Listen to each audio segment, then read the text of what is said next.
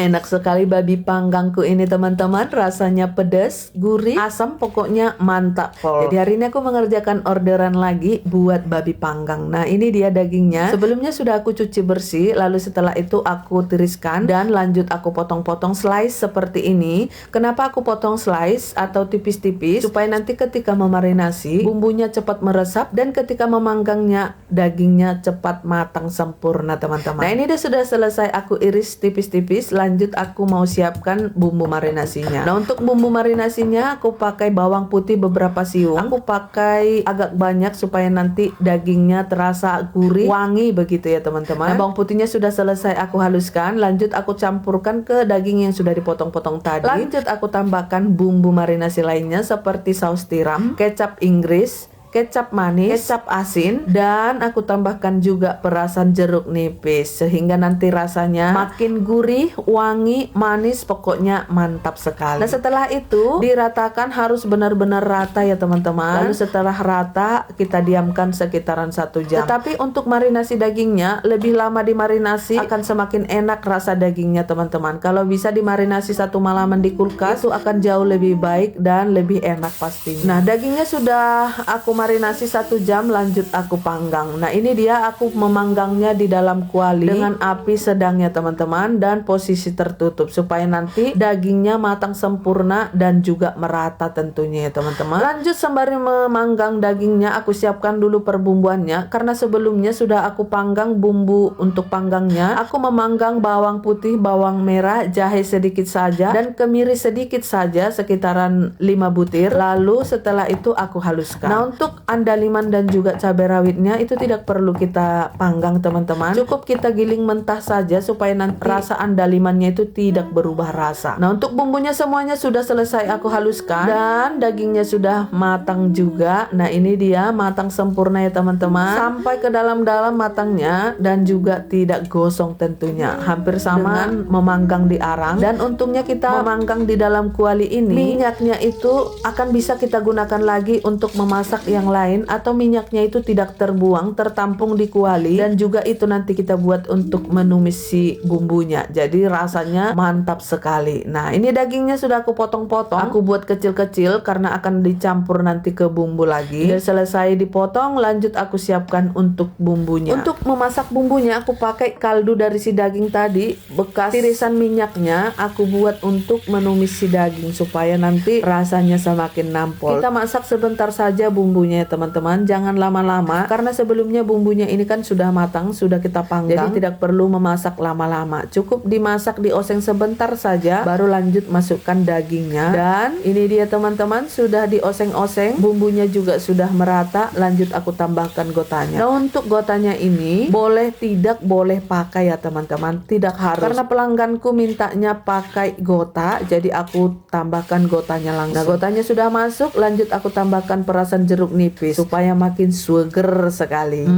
Pastinya ini sangat-sangat enak sekali. Jeruk nipisnya sudah masuk, tinggal kita aduk-aduk sebentar supaya benar-benar meresap dan merata ke dalam dagingnya. Lanjut kita plating. Nah ini dia penampakannya, sangat-sangat menarik. Lanjut aku plating. Setelah di plating aku tambahkan pertoppingan yang lain. Ada selada, mentimun, tomat, dan juga tidak lupa bawang dan cabai rawit utuh. Seger sekali. Terima kasih teman-teman sudah mau menonton sampai selesai. Terima kasih untuk pelangganku yang sudah order. Kita sehat, kita sukses, kita bahagia. Amin. Bye-bye.